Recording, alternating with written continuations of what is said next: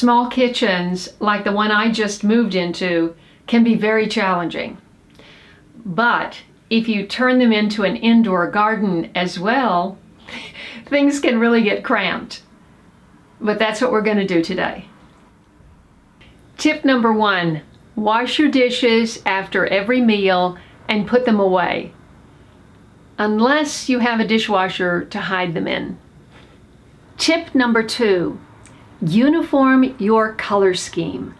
If you have a lot of different colors, like all these pots, for example, your eye is always looking at all of these different things and the space seems smaller. And that was 2A. 2B is dark colors always appear smaller. So if you have a white kitchen, it's as big as it could possibly look.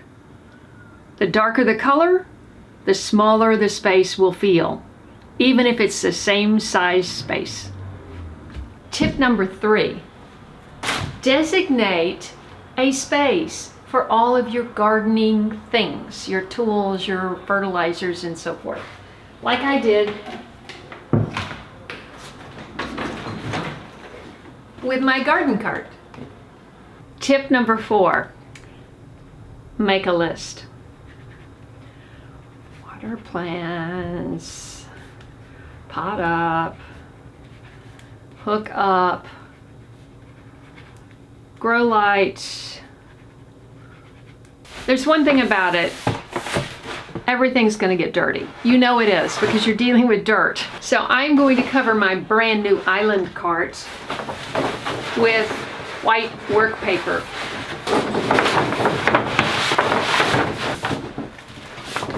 Because I got to do some serious potting up. But first, I am watering my new houseplants that my neighbor gave me for Mother's Day. And this was about to conk out because, you know, when you buy 3 or 4 plants from a nursery or wherever, some will be more dry than others and you have to pay attention. And I'm afraid I'm guilty of not paying attention. And this cute little plant, let's see, what is this? This is Campanula. I'm going to put this in the window in the dining room, which is not really a dining room yet. It's supposed to be a dining room, but it's just full of boxes and stuff. Now this is my lavender plant, and it suffered a great deal too. As you can see, there's a lot of wilting on the side. But lavender's pretty hardy, and I'm hoping it's going to recover. Oh, that smells so wonderful.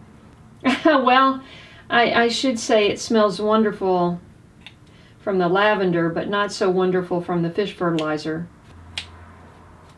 Okay. Let's see, this goes which one does this go in? But just for now, this is waterproof paper, and I'm going to put this in the windowsill. This is, of course, basil. Yeah, that comes out, and that's pretty dry. As you can see, I'm putting this in. This is fish fertilizer water. I like to use filtered water on my houseplants if I can. Let's see, this is a calancho. It says it's a calancho. Yeah, I didn't realize that was a succulent. Calancho is a succulent. Isn't that beautiful? And that's a great houseplant as well. And, of course, succulents don't need a lot of water, and it is damp. So I'm going to put that right back into the pretty pot it came in. And these 3 plants are going into the windowsill.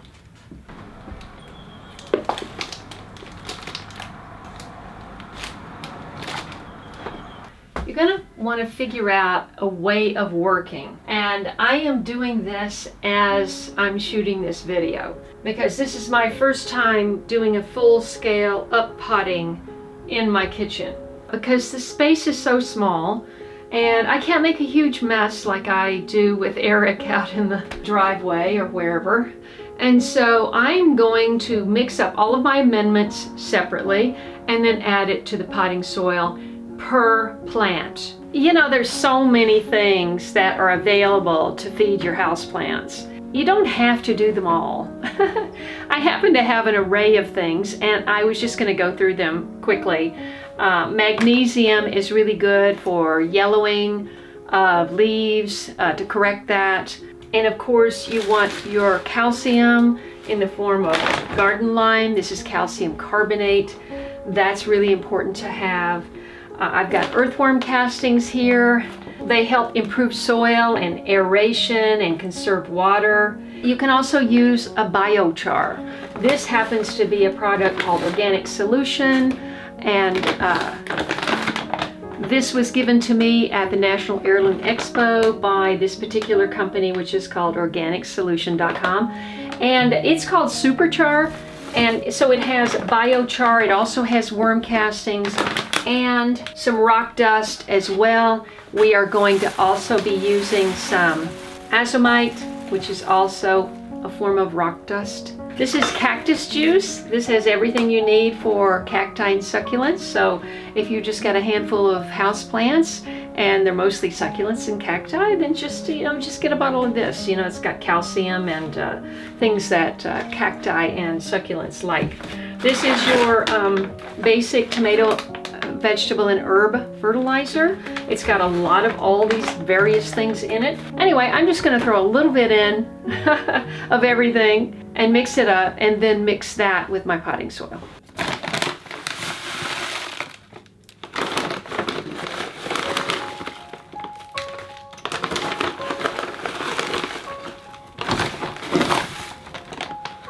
And here's that wonderful earthworm castings.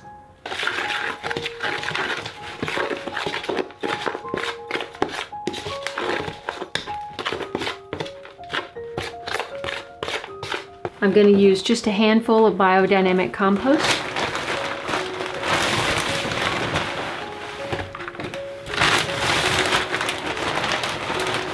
Or what I like to call black gold.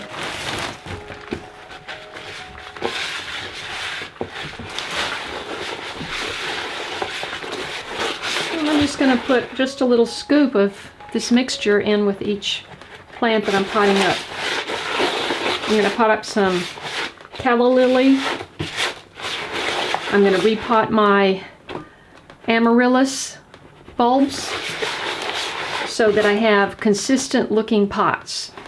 Here we are, all set up, and here are 4 out of the 5 plants that I want to pot up into these uniform pots. These calla lilies have seen better days. They were absolutely beautiful when I came here, and they were in that window and they got burnt up. They don't like that intense sun in the afternoon. So historically, I've always put netting in the bottom of my pots because I hate all of that dirt falling out, everywhere. And why they make such big slits in the bottom of these pots, I don't know. It's crazy. First, I'm going to take the rocks. For some reason, I have these beautiful, smooth, black rocks on the top of these cannas to kind of keep the water in when they were outside at my house. Okay, I'm just going to put a couple of handfuls of this in here, and then of course we have to get this out of the pot. Let's see if this thing is even, yeah, easily comes out. I'm going to kind of brush off some of this soil and rocks. If we can salvage this plant, it would be great. Okay, using some of the dirt back.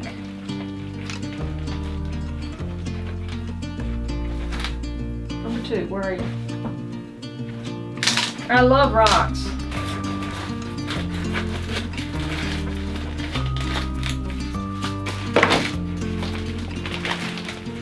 There we go. That is so wet. And I see lots of little growth coming here. So yeah, we got some life here. I actually prefer garden cloth. This is kind of fine.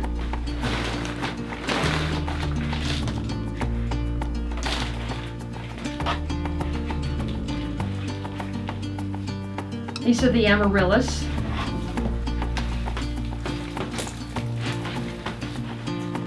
Okay, this could be all one entity attached. And you'll probably notice this is not a size up. really does need to be. Okay, this looks like one entity.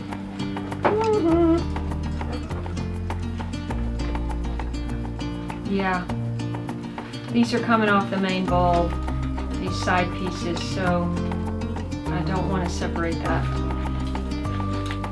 I think I fertilized the floor on that one. Look at those beautiful roots. Oh boy, love it. Now for the biggie. Getting this out of there could be challenging.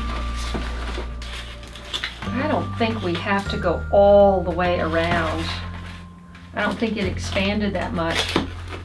Come on, baby, come on. Just do this for me without me having to dump you out. Okay, I'm just wrestling too hard. I'm gonna dump it. Oh gosh, that was no big deal at all. Now there's fertilizers you can use for blooming. These all bloomed since I've been here. And sometimes they bloom again, you know, and that's what I'm hoping. Isn't this fun? Oh, that smells wonderful. We have to do the red Malabar spinach. I almost forgot. And this is very dry. I'm just going to soak it, but I can soak it quickly. It's pretty shallow.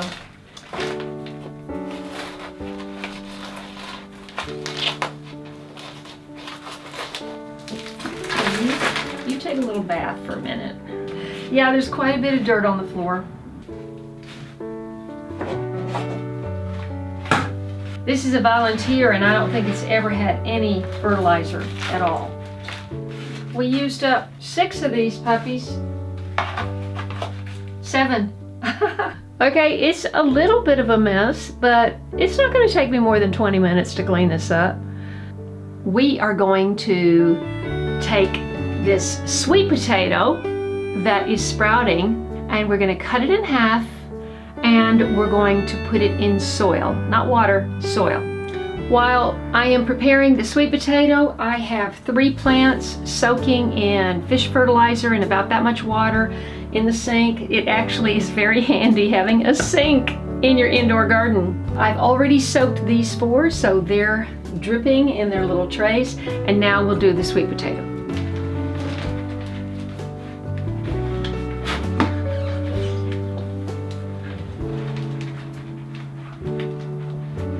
I've always used water, but my friend Daryl says this works just as well, so we are going to see.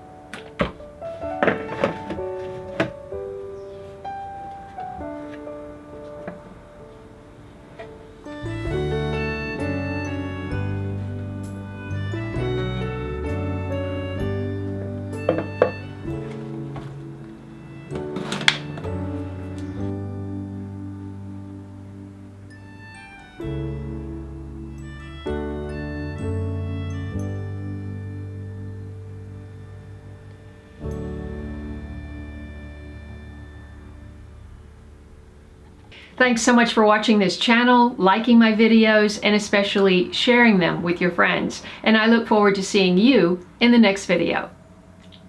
Tip number 1, wash your so uniform your colors. Tip number 2. Tip number 2. Tip number 2. So it makes the tip number 4. Or was that number 3? That was 3. It actually is very handy having a sink in your indoor garden.